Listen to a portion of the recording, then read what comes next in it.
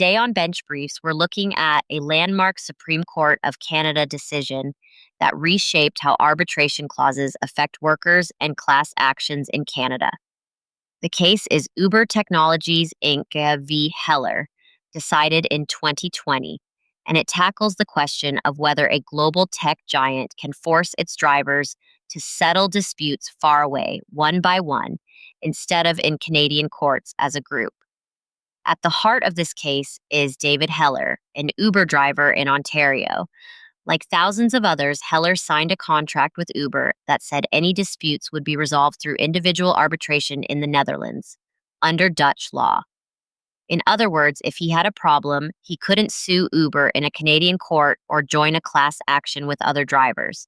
He'd have to go to a private arbitrator overseas alone. But Heller believed Uber was misclassifying drivers as independent contractors when they should be treated as employees, which meant Uber was avoiding obligations like minimum wage and benefits.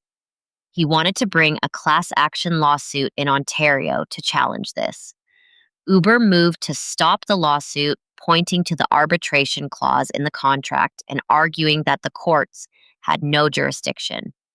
The company's position was that the arbitration agreement should be enforced, requiring disputes to be resolved individually in the Netherlands. This raised several big legal questions. Was the arbitration clause enforceable? Did it apply to Heller's dispute? Was the clause unconscionable or against public policy?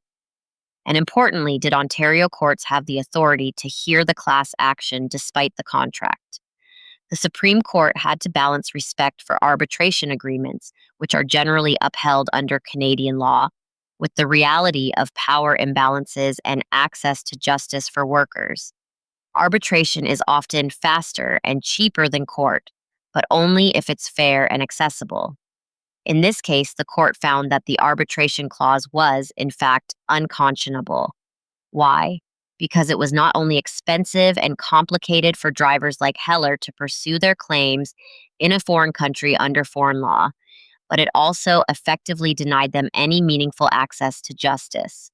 The cost of arbitration was estimated to be tens of thousands of dollars, far beyond what drivers could afford. That made the clause one-sided and unfair. The court also emphasized the importance of public policy. Allowing Uber to enforce such a clause would undermine the ability of workers to hold large corporations accountable for employment standards. It would essentially let companies contract out of their legal obligations by imposing impossible hurdles on their workers. The court ruled that the arbitration clause was therefore unenforceable and that the Ontario courts did have jurisdiction to hear the class action. Why does this case matter? It's a game changer for gig economy workers and contract law in Canada.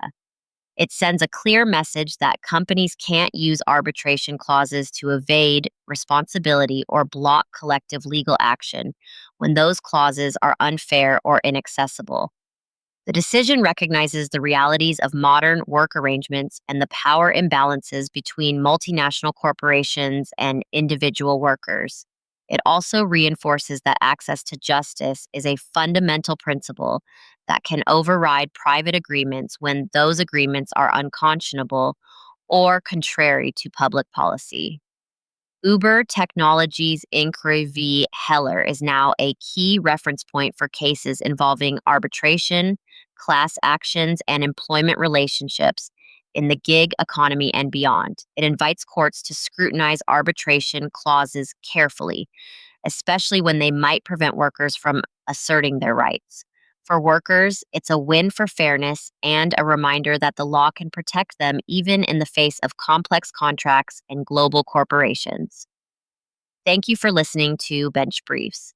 Join us next time for another episode where we break down important legal decisions shaping Canada today.